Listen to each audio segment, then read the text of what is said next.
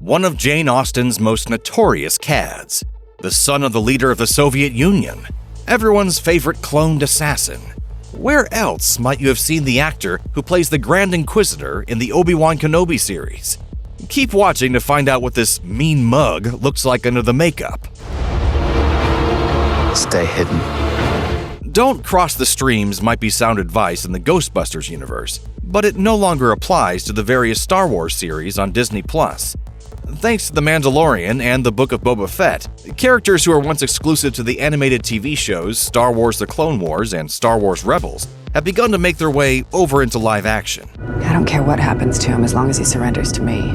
That trend will continue with Obi-Wan Kenobi, a series that picks up with everyone's favorite bearded Jedi 10 years after the rise of the Galactic Empire in Revenge of the Sith.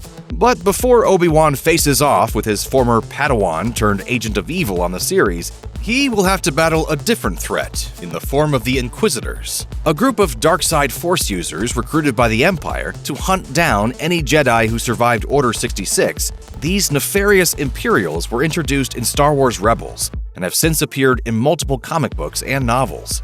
They're led by the Grand Inquisitor, a fellow who's easy to recognize thanks to his ashen white complexion and red facial markings. Although he may look like a human, the Grand Inquisitor is actually a member of the Pa'an species from the planet Utapau, seen in Revenge of the Sith. He was voiced on Star Wars Rebels by Jason Isaacs, himself no stranger to villain roles after playing Lucius Malfoy in the Harry Potter movies and portraying Captain Hook in 2003's live-action Peter Pan film. Oh no. In Obi-Wan Kenobi, however, the character will be brought to life by Rupert Friend, an actor who's accustomed to playing hairless killers who prefer to dress in black. Rupert Friend made his film acting debut in 2004's The Libertine as Billy Downs, the youngest member of the Merry Gang, led by Johnny Depp's debaucherous poet John Wilmot. A year after, he would go on to play Mr. Wickham in Joe Wright's critically acclaimed 2005 movie adaptation of Pride and Prejudice. Friend is also known for starring on the Showtime series Homeland as Peter Quinn, a Black Ops officer who has a complicated relationship with Claire Danes' CIA agent Carrie Matheson. You owe me! Why's that? Because you made me this way! Indeed, whether they're a really bad boyfriend or expert hitman, Friend tends to specialize in playing characters with an edge. In fact, he portrayed one of the more infamous assassins in pop culture, Agent 47, in the 2015 movie adaptation of the Hitman video games. Then he followed that up by playing the son of Joseph Stalin, Vasily Stalin, in the acclaimed 2017 satire, The Death of Stalin. Friend has continued to keep things on the darker side with his roles since then. Besides co-starring in the 2018 comedy thriller A Simple Favor, the actor headlined the 2021 horror film Separation, and had a small part in Wes Anderson's dramedy The French Dispatch. And in 16 years, I'll get my pension. Well, that's your bedtime story, ladies. Lights out! He's since played another rake in Anatomy of a Scandal, the 2022 miniseries in which he portrays a British member of parliament who has an affair that goes public and leads to him being put on trial after he's accused of sexual assault.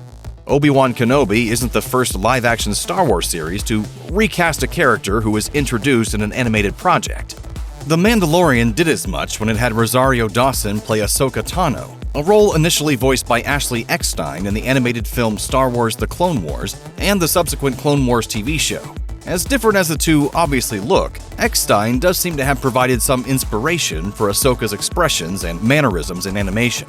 With the Grand Inquisitor on Star Wars Rebels, the character was seemingly modeled after Jason Isaacs, so far as his nose shape and facial structure goes. This is partly why Rupert Friend had to undergo such an extensive makeup process for Obi-Wan Kenobi, making him look far less like his usual self. The character's alien features aside, Friend also lowered his voice and made it growlier and more menacing for the role, so as to better emulate the way Isaacs voiced the animated iteration of the villain. Check out one of our newest videos right here. Plus, even more SlashFilm videos about your favorite movies and TV shows are coming soon. Subscribe to our YouTube channel and hit the bell so you don't miss a single one.